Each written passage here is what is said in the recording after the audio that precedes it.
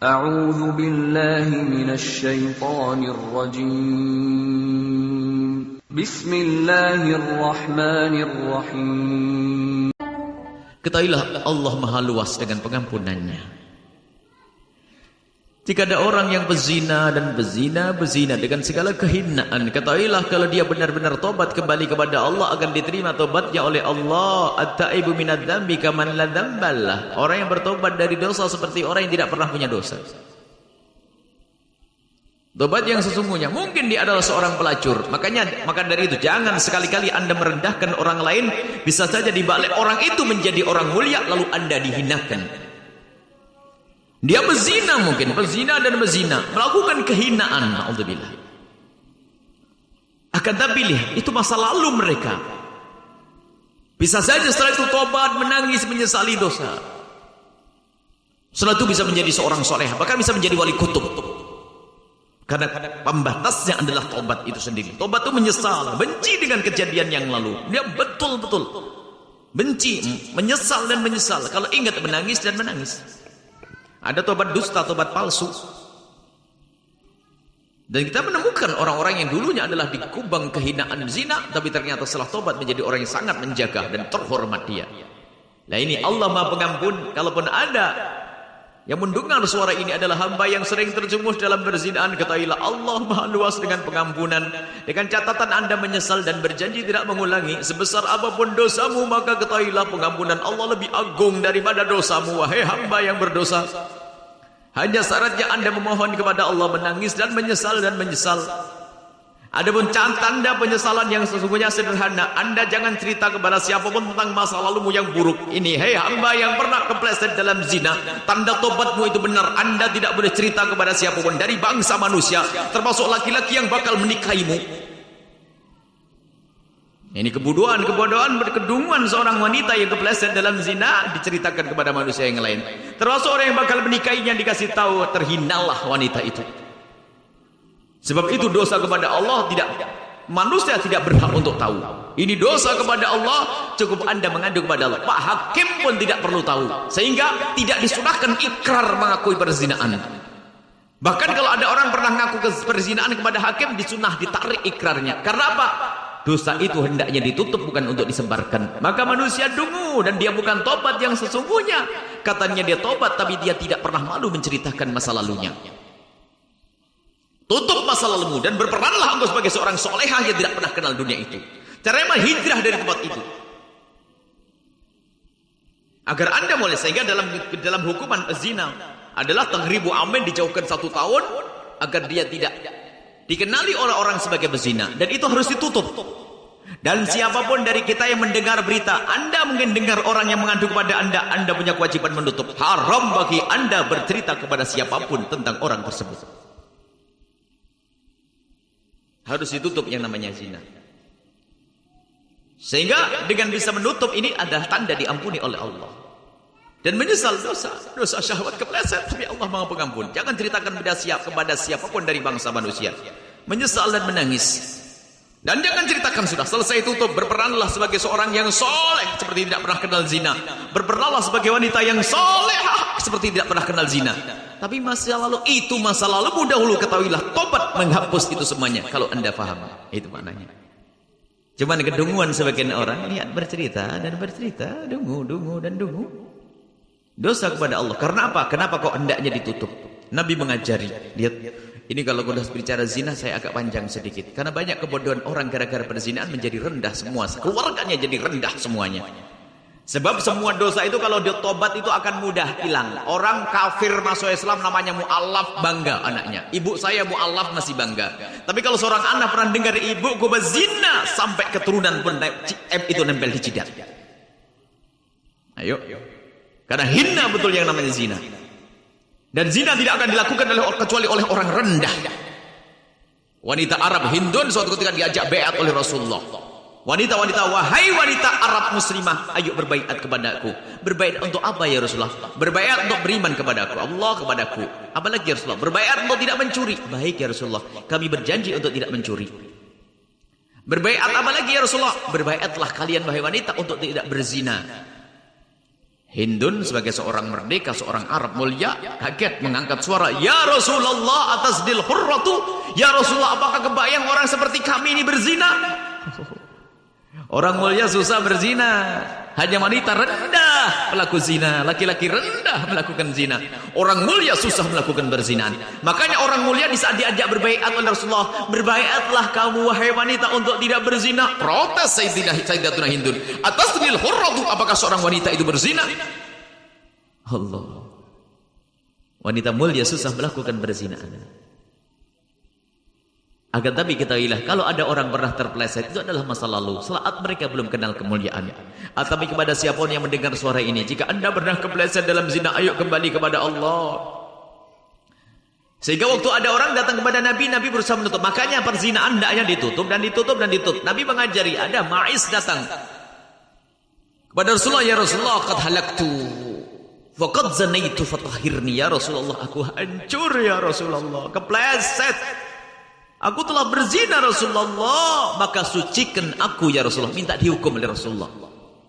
Nabi mengatakan, "La'allaka lamasta." Oh, barangkali kamu hanya cukup pegang-pegangan. Tidak, ya Rasulullah, aku melakukannya. Nabi mengulangi, "La'allaka qabbalta." Mungkin hanya mencium saja. Tidak, ya Rasulullah, aku melakukan. "La'allaka fakhata." Mungkin tidak sampai masuk. Tidak, ya Rasulullah, aku melakukannya. Sampai 4 kali. Nabi mengajari menghindar, tapi dia masih mengaku. Lalu Nabi, "Afi aklihi syai'?" Nabi mengatakan, apakah dia gila?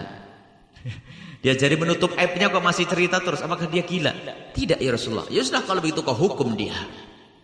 Maka para ulama setelah itu memahami bahwasanya isyarat dari Nabi itu, kalau ada orang kalau ada orang kepeleset zina, hendaknya ditutup, tidak diajukan ke mahkamah.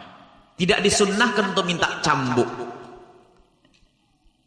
Ada ustadz yang tidak mengerti syariat. Kalau kamu berzina, kamu harus minta dicambuk sana, biar diampuni oleh Allah. Dosa kepada Allah bisa cukup menangis di tempat yang gelap sana, di tempat yang sepi. Tidak harus dicambuk. Nah ini nggak ngerti. Sebab kalau sudah dicambuk itu, lihat apa? Tidak hanya dosa dia memang diangkat, akan tapi siapa? Orang yang ada di kiri kanannya semakin tahu, oh dia dicambuk gara-gara zina. Dan kalau ada orang sudah diketahui oleh masyarakatnya sebagai pezina, susah, berat untuk tobat. Makanya menutup aib. Maka kalau anda mendengar berita tentang perzinaan, tutup, berjanji demi Allah aku tidak boleh cerita kepada siapapun. Termasuk ada seorang wanita ngadu kepada kami perzinaan, haram bagi kami menceritakan kepada istri. Ada urusan apa istri saya tahu? Untuk apa Umi harus tahu? Tidak, selagi orang mengadu kepada saya, hanya saya yang tahu. Dan itu pun saya menyumpah jangan cerita lagi kepada siapapun. Kadang-kadang keperucut. Seorang wanita tiba-tiba, "Buya, mohon maaf, tolong saya Buya." "Kenapa, ada apa?" "Saya telanjur zina." "Aduh, saya keperucut ngomong. Gimana ini? Seharusnya kau tidak cerita kepadaku yang demikian itu. Tapi saya tidak tahu jalan Buya." "Kalau baik, saya kasih jalan." Hendaknya ditutup. Coba kalau tidak ditutup, satu kampung ada orang sudah ketahuan zina. Na'udzubillah. Sudah ketahuan. Kalau sudah ketahuan biasanya putus asa. Alah, ngapain saya tahan-tahan pun satu kampung sudah tahu kalau saya zina. Anda pun ternyata mencibir kepada dia, "Hei bezina, awas suamimu aku akan kugoda." Bisa berjanji begitu. Karena dia sudah busuk. Tapi kalau orang itu tertutup, lihat, di kampungnya masih dianggap sebagai orang mulia, dia susah melakukan berzina. Kalau masih punya rasa malu. Yang jadi masalah kalau sudah putus asa. Coba anda melihat, na'udzubillah, semoga Allah mengampuni, misalnya pelacur misalnya. Pelacur kalau sudah di kampung, sudah sebagai pelacur, sudah nggak malu lagi. Berangkat sore sudah ketahuan dengan dandannya. Mau kemana? Ya sudah, mau dagang. Sudah biasa, karena apa? Sudah diketahui oleh masyarakatnya sebagai bezina. Dan untuk tobat berat itu semuanya. Biasa kalau kami bicara masalah ini, karena permasalahan ini sangat berat sekali. Dan banyak kejadian di sana sini. Zina adalah hina. Zina adalah rendah, maka dari itu wahai hamba Allah, hindarkan anak-anak kita dari zina. Dengan masukkan mereka kepada pendidikan yang benar, hindarkan anak kita dari zina dengan mempermudah pernikahan. Jangan mempersulit pernikahan wahai hamba-hamba Allah, hai para ibu, jangan kau jerumuskan anakmu ke neraka. Di saat anakmu sudah butuh nikah, hendaknya kau nikahkan, jangan kau tunda. Belum kuliah Buya, enggak pakai kuliahnya nanti setelah menikah. Belum bekerja, nanti akan ketemu pekerjaannya. Sebagai orang tua kadang susah. Awas wahai orang tua, kalau dia melakukan zina gara-gara Anda melarang menikah, Anda dapat dosa pertama sebelum sang anak. Alangkah banyaknya orang tua yang mempersulit pernikahan anaknya, alasannya apa? Kamu masih sekolah belum selesai, selesaikan dulu sekolahmu nak. Dia tuh bingung karena syahwatnya bergolak, kemudian sudah dekat sama seseorang, sama ibunya harus selesaikan kuliah, setiap hari bertemu dan teleponan, iblis berbisik, iblis berbisik. Akhirnya sudahlah nunggu nuruti kemauan ibu, sebab saya pun minta nikah tetap tidak diperkenankan. Sudah, akhirnya benarlah sang anak nanti dapat gelar sarjana ekonomi, sarjana apapun plus zina. Ibunya masuk neraka dulu. Ini hati-hati urusan berzinahan adalah rendah. Nikah macam-macam. Kita menikahkan anak-anak di pondok, ada yang umur 17 tahun mau nikah, 18 tahun nikah. Oh nikah. Makanya saya marah kalau ada anak santri melanggar Allah, saya marah. Kalau ada anak santri ingin nikah, saya carikan. Ayo. Ya, bersyukurlah jadi santri yang cepat dinikahkan. Ayo, jadi santri tak nikahkan lambat-lambat enggak boleh. Nikah. Karena halal. Sebab kalau tidak halal, haram dibuka. Na'udzubillah. Saya tidak. Apalagi namanya perzinahan, kehinaan dan kehinaan. Akan tapi kepada hamba yang pernah kepleset dalam zina, ingat Allah Maha Pengampun. Jangan sampai Anda masuk bab putus asa. Sebab kalau ada orang putus asa dosanya lebih gede daripada dosa itu sendiri. Sehingga akan menjadi pezina pelacur. Sebagian ada orang karena kedunguannya. Misalnya apa? Kenapa kamu jadi pelacur? Ini kisah nyata. Ada satu kisah seorang pelacur. Gimana kisahmu jadi pelacur? Karena saya diperkosa oleh paman saya. Pamanmu memperkosa adalah hina. Tapi apakah setelah diperkosa sudah putus asa pun saya sudah tidak perawan? Urus saya dengan keperawanan. Karena dia sudah diperkosa oleh pamannya, jadi putus asa, jadi pelacur. Nasib buruk. Kamu diperkosa tidak dosa, tinggal minta ampun kepada Allah, tinggal. Tapi kan saya sudah, ini setan yang mengajari. Urusan keperawanan diketahuilah, Allah tidak melihat itu semuanya. Allah melihat kamu tobat atau tidak tobat. Apalagi kasusnya diperkosa. Gara-gara tidak ada keperawanannya, makanya dulu pernah suara di kota ini juga kalau tidak salah. Mau dilihat tentang keperawanan, tidak tahu di sekolah. Wah, ini adalah program menjerumuskan ini. Kalau ada orang berzina pun harus tutup. Sekarang mau dilihat perawan atau tidak perawan. Ini model apa ini? Maka ilmu syariat itu harus ditegakkan. Itu ada. Jadi ketahuilah, kalau ada berzina di tengah orang-orang soleh, dia tidak akan kelihatan berzina. Dia akan menjadi orang soleh. Kalau ada seorang perempuan berzina, lalu bertobat masuk di kalangan orang soleh, tidak akan tampak berzinaannya. Bahkan dia mungkin lebih solehah lagi. Jadi tugas kita adalah menutup. Lalu apa selangkah selanjutnya orang-orang tersebut adalah di samping menyesali, menutup aibnya. Tidak boleh bercerita kepada siapapun, berperanlah menjadi seorang soleh. Saya satu contoh penutup. Dan ini kenyataan. Suatu ketika ngisi di sebuah LP, lembaga masyarakat. Ada seorang laki-laki itu menangis dan menangis. Subhanallah. Laki-laki menangis dan menangis. Rupanya menangisnya adalah memang menangis tobat. Tapi dia keluarnya masih lama. Cuman yang menjadikan penyesalan saya lebih besar lagi, Buya, saya telah menjerumuskan 2 adik perempuan saya untuk menjadi pelacur. Saya lihat wajahnya laki-laki ini adalah wajah seorang yang ganteng. Ganteng wajahnya. Ada dikiaskan, berarti adik-adik perempuannya adalah wanita yang cantik. Berarti fitnahnya sangat besar. Saya berkata, di mana adikmu? Buya ada kerja di ini, pelacur di sini, panggilan hotel. Bisa datang kepada saya? Saya sangat senang kalau dia bisa datang kepada saya. Baik, saya akan hubungi adik saya. Dari 2, yang 1 datang. Tidak saya sebut, tentunya ini adalah aib kalau tidak menyebut namanya dia.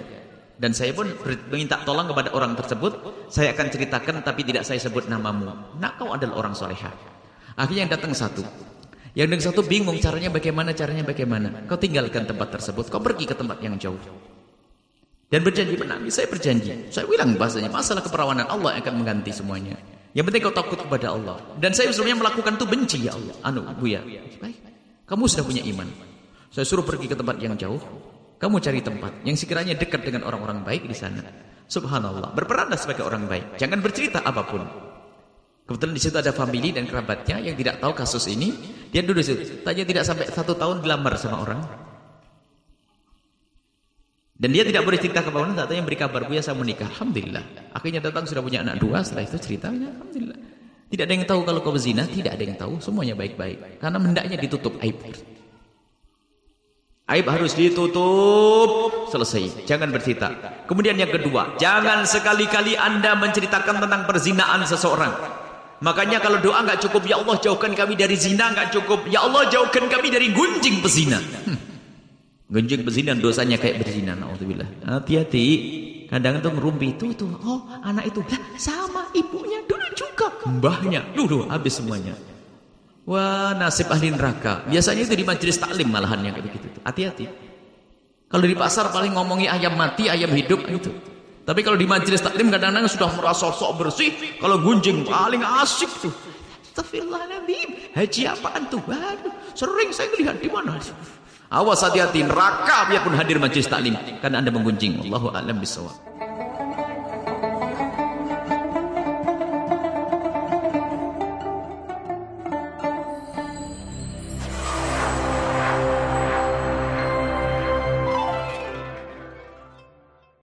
Tinggal, tapi kan saya sudah ini setan yang mengajari urusan keperawanan. Diketahuilah Allah tidak melihat itu semuanya. Allah melihat kamu tobat atau tidak tobat.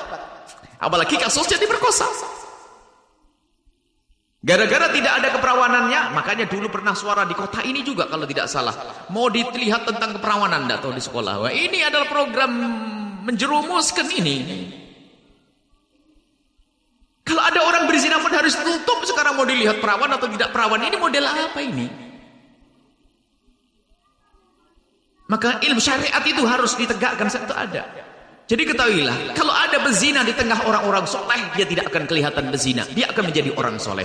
Kalau ada seorang perempuan berzina, lalu bertobat masuk di kalangan orang soleh, tidak akan tampak berzinaannya. Bahkan dia mungkin lebih solehah lagi. Jadi tugas kita adalah menutup. Lalu apa selangkah selanjutnya orang-orang tersebut adalah di samping menyesali, menutup aibnya. Tidak boleh bercerita kepada siapapun, berperanlah menjadi seorang soleh. Saya satu contoh penutup. Dan ini kenyataan. Suatu ketika ngisi di sebuah LP, lembaga masyarakat. Ada seorang laki-laki itu menangis dan menangis. Subhanallah. Laki-laki menangis dan menangis. Rupanya menangisnya adalah memang menangis tobat. Tapi dia keluarnya masih lama. Cuman yang menjadikan penyesalan saya lebih besar lagi, Buya, saya telah menjerumuskan 2 adik perempuan saya untuk menjadi pelacur. Saya lihat wajahnya laki-laki ini adalah wajah seorang yang ganteng. Ganteng wajahnya. Ada dikiaskan, berarti adik-adik perempuannya adalah wanita yang cantik. Berarti fitnahnya sangat besar. Saya berkata, di mana adikmu? Buya, ada kerja di ini, pelacur di sini, panggilan hotel. Bisa datang kepada saya? Saya sangat senang kalau dia bisa datang kepada saya. Baik, saya akan hubungi adik saya. Dari 2, yang 1 datang. Tidak saya sebut, tentunya ini adalah aib kalau tidak menyebut namanya dia. Dan saya pun minta tolong kepada orang tersebut, saya akan ceritakan tapi tidak saya sebut namamu. Nah, kau adalah orang solehah. Akhirnya yang datang 1. Yang datang 1 bingung caranya bagaimana. Kau tinggalkan tempat tersebut, kau pergi ke tempat yang jauh. Dan berjanji menangis, saya berjanji. Saya bilang bahasanya, masalah keperawanan Allah akan mengganti semuanya. Yang penting kau takut kepada Allah. Dan saya sebenarnya melakukan itu benci, ya Allah. Buya, baik. Kamu sudah punya iman. Saya suruh pergi ke tempat yang jauh. Kamu cari tempat yang sekiranya dekat dengan orang-orang baik di sana. Subhanallah. Berperanlah sebagai orang baik. Jangan bercerita apapun. Kebetulan di situ ada famili dan kerabatnya yang tidak tahu kasus ini. Dia duduk di situ. Tanya tidak sampai 1 tahun dilamar sama orang. Dan dia tidak boleh cerita ke orang. Tanya beri kabar, Buya saya menikah. Alhamdulillah. Akhirnya datang sudah punya anak 2. Setelah itu ceritanya, alhamdulillah. Tidak ada yang tahu kalau kau berzina, tidak ada yang tahu, semuanya baik-baik. Karena hendaknya ditutup aib. Aib harus ditutup, selesai. Jangan bercerita. Kemudian yang kedua, jangan sekali-kali Anda menceritakan tentang perzinaan seseorang. Makanya kalau doa nggak cukup, ya Allah jauhkan kami dari zina, nggak cukup, ya Allah jauhkan kami dari gunjing pezina. Gunjing pezina dosanya kayak berzina, naudzubillah. Hati-hati. Kadang tuh ngerumpi tuh, oh anak itu lah sama ibunya dulu juga, mbahnya dulu habis semuanya. Wah, nasib ahli neraka. Biasanya itu di majelis taklim malahan yang kayak begitu. Hati-hati. Kalau di pasar paling ngomongi ayam mati, ayam hidup itu. Tapi kalau di majelis taklim kadang-kadang sudah merasa sok bersih. Kalau gunjing paling asik tuh. Astagfirullahaladzim. Haji apaan tuh? Waduh, sering saya lihat di mana. Awas, hati-hati, neraka biarpun hadir majelis taklim karena Anda menggunjing. Allahu a'lam bishawab.